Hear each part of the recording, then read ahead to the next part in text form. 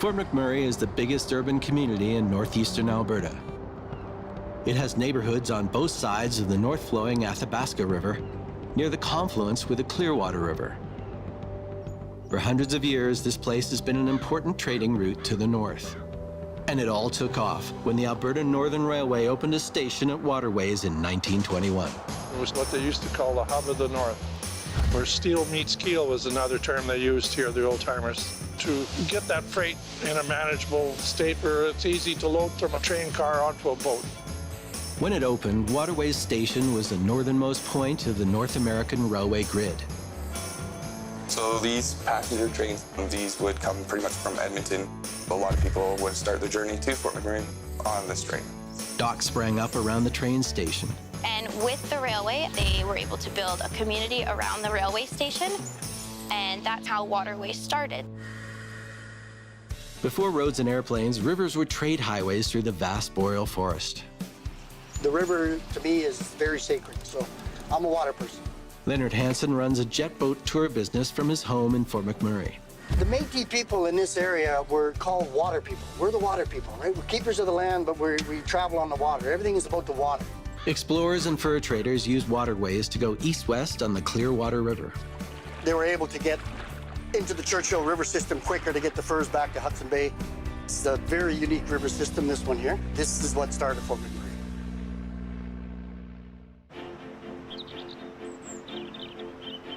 The fur was the driving factor behind it all, of course. Yeah, it goes back a long way.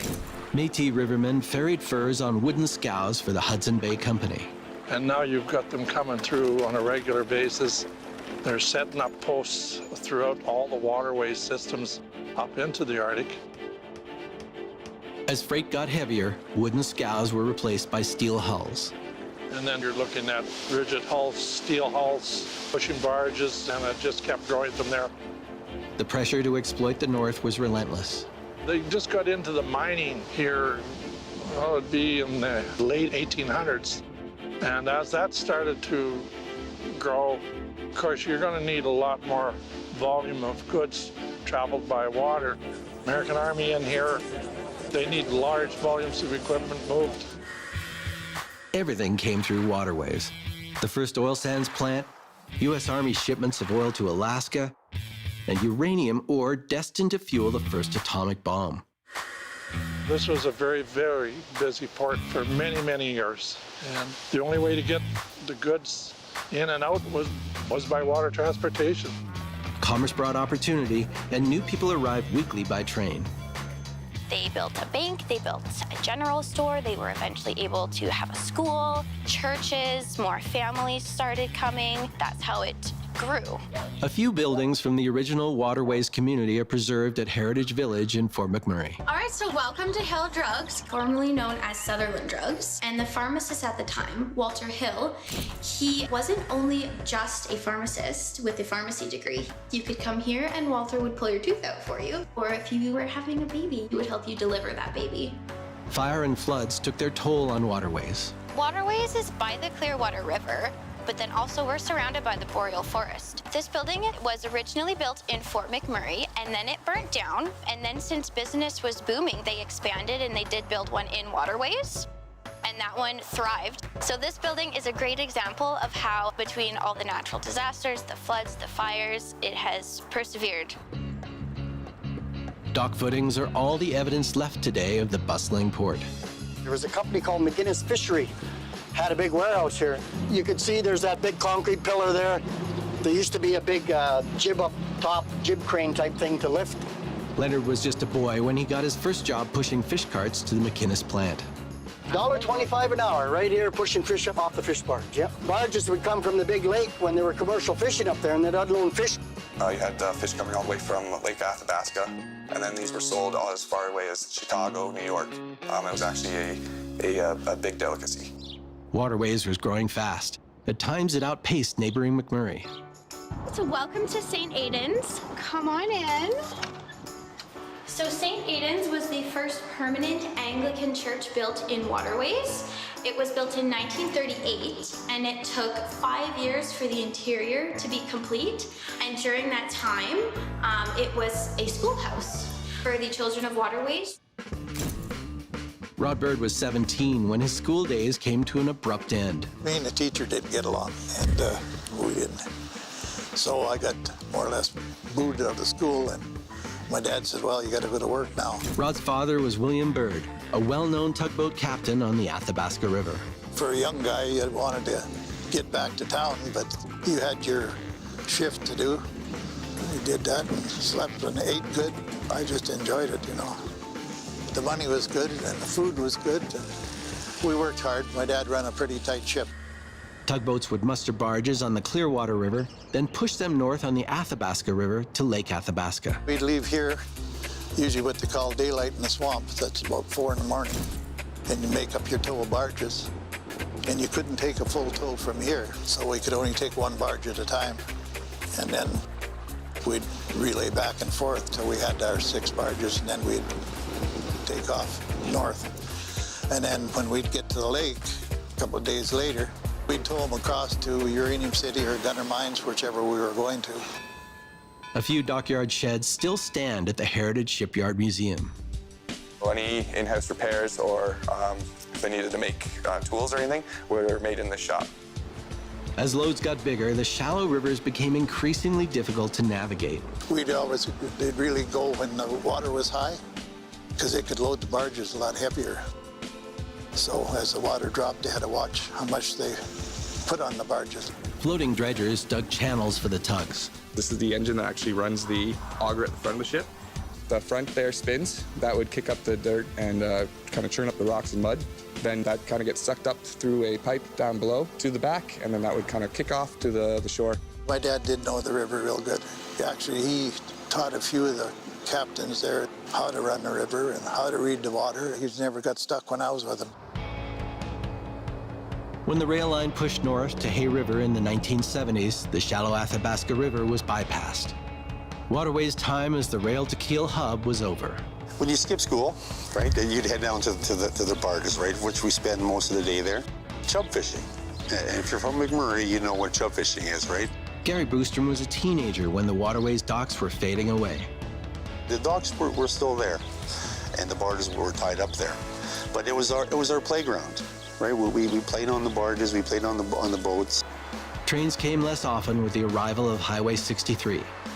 We lived right across from the tracks, just down over there. And the big event was Tuesdays and Thursdays when the train would come in. It was a huge event. Everybody would hear it coming for miles, right? And everybody would run to the station and meet the train. After the train line closed, a series of floods in the 2016 Horse River wildfire hammered the Waterways community. So they got hit with the flood multiple times. And then, of course, we had the fires. And this poor Waterways community got absolutely just destroyed. And then, of course, the wildfire swept through. Everything was lost. Now a raised road is being built to protect Waterways residents from future flooding and to offer an escape route in case there's another fire. From the wildfire, it was noted quite extensively that there is only one road in and out. We need that second egress out of the area should anything happen. Waterways remains one of Alberta's oldest communities, but it's dotted with replacement homes that appear brand new. You see behind me, there's beautiful houses now. The houses that were there before, a lot of them were pretty old houses. These Waterways residents are here to stay. You can tell that the people who live there love the community, and that's why they're staying there. My cousin lives right over there. He rebuilt. He inherited his mom's house, right? So I'm glad he stayed. I am. Waterways, a significant trading hub in the history of northeastern Alberta. The place where steel met keel and rivers built the foundation of modern Fort McMurray.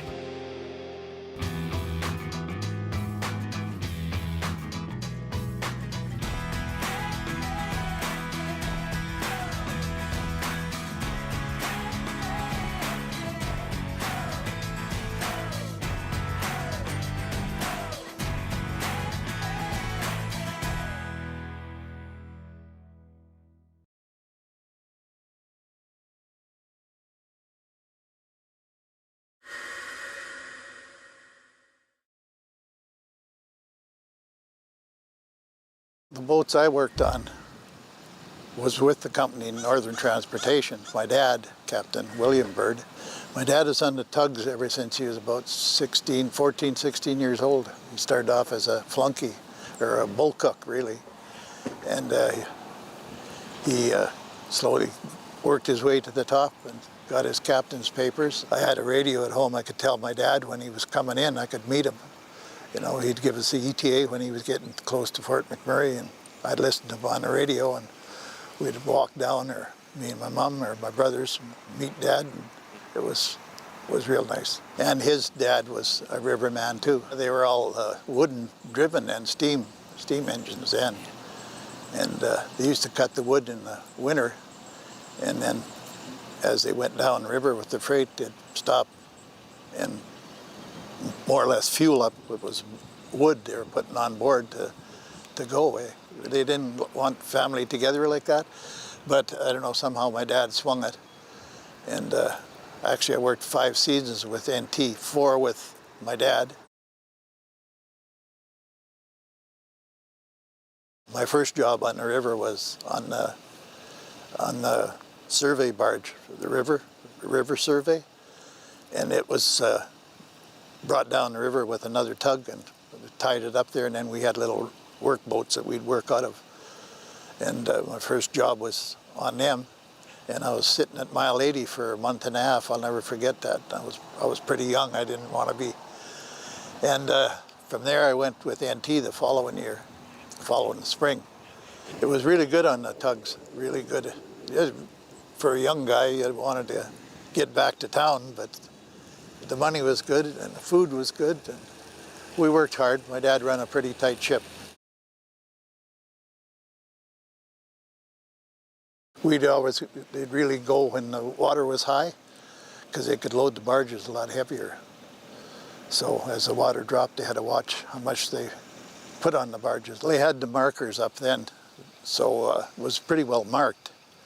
But there was places, the place they called the Devil's Elbow, where it was a real sharp bend, where they'd have to put one in reverse and one forward to make the turn. Other than that, was cruising down the river, really. My dad did know the river real good. He taught a few of the captains there that, you know, how to run the river and how to read the water. When we'd get to the lake, a couple of days later, we'd have to pull those barges, put them on tow them across the lake.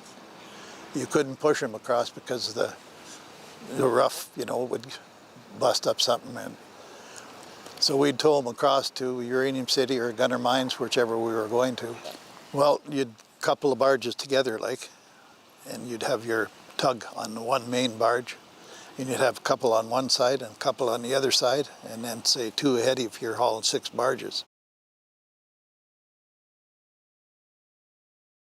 Actually, the rail come right through here, all the way through up past, oh, quite a ways past. You can see the old wharf they had over there that they used to set a crane on there for the heavy stuff, to load it with a crane.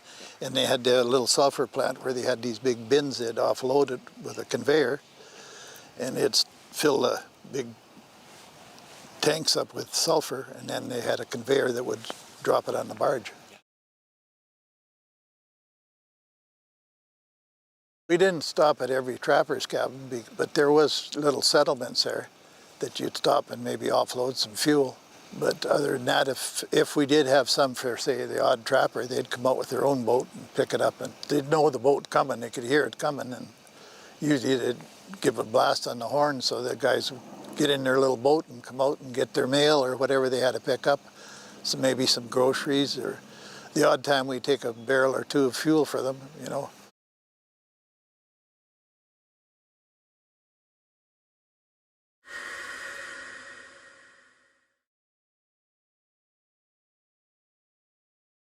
The Alberta and Great Waterways Railway arrived here, and with the railway, more people were able to come to Waterways, and they were able to build a community around the railway station.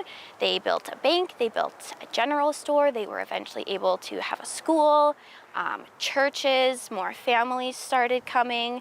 And that's kind of how Waterways started. That's how it grew. So Waterways and Fort McMurray had a little bit of a rivalry. Even at one point, Waterways kind of grew bigger than Fort McMurray. In sports, they were competitive, in hockey, in baseball. There was a little bit of talk about which school district was better. Was it Waterways? Was it Fort McMurray? Waterways is in a very interesting spot where it's by the Clearwater River, but then also we're surrounded by the boreal forest. And there are tons of natural disasters that have hit this region, this community, and Waterways has been in the center of all of them. So they got hit with the flood multiple times. Their houses have been destroyed, everything. And then of course we had the fire. So then the fire hit and this poor Waterways community got absolutely just destroyed, but they have been resilient. Absolutely resilient. They have flourished and there's still people living there today. It's a beautiful community they've rebuilt, and you can definitely tell that the people who live there love the community, and that's why they're staying there.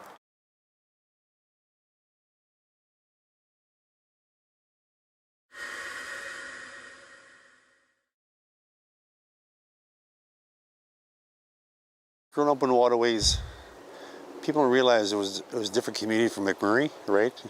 From McMurray or Waterways, right? It was obviously lots of bush. There was a salt plant here at one time that my uncle worked, Edward Boostrom. He worked there. He said he worked 3 cents an hour, right, on the salt plant. So this place was bustling. The families were close. I mean, everybody knew each other, which was great, right? Then the old man worked for the CN Railroad, and we lived right across from the tracks, just down over there. And the big event was Tuesdays and Thursdays when the train would come in.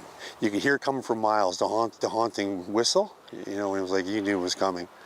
And that's something I always think about. But when people came here, it was usually to go north. When I was a kid, that train station, you wouldn't believe how bustling it was. The train ride itself, as a kid, I remember how slow it was. Like, I think it only went 24 kilometers an hour. Like, it was slow. To go to Lac La Biche would take the whole day. I remember that as a kid. It was like a long day on the train. But special times, right? The poker games on the trains were going on. And you could join in at any time, right? It was like young or old. When the wildfire came through here, right, the people that were from Waterways, they've been here for a while, right? And when they got burnt out, they lost their homes. A lot of them didn't give up on Waterways. The houses that were there before, a lot of them were pretty old houses, right? As you can see behind me, there's beautiful houses now. But some people didn't rebuild. My cousin lives right over there. He rebuilt. I was rebuilding a 48 pickup truck, 48 Chevy. Beautiful truck I picked up in Ontario. And my cousin Leon was over visiting, and I showed him the truck, and he offered his garage to me, right? Beautiful garage, just down over here. And how could I say no? So I bought the truck down. I remember the day I wrote it down, and then, of course, the wildfire swept through. Yeah, everything was lost. No insurance, right? I remember growing up in the 80s here, we've always had fires here. The whole summer, the sun would be blocked out. Seriously, it would be that bad. It was normal for us, right? It was shocking to see that, you know, that perfect storm, how the fire was created, you know, and yeah, it was, obviously it caught everybody off guard, for sure, right? People that are from here, who lived here many years, would know that firefighting was one of the biggest, you know, for the Métis people, Indigenous people, who fought fires, and we were good at it, right?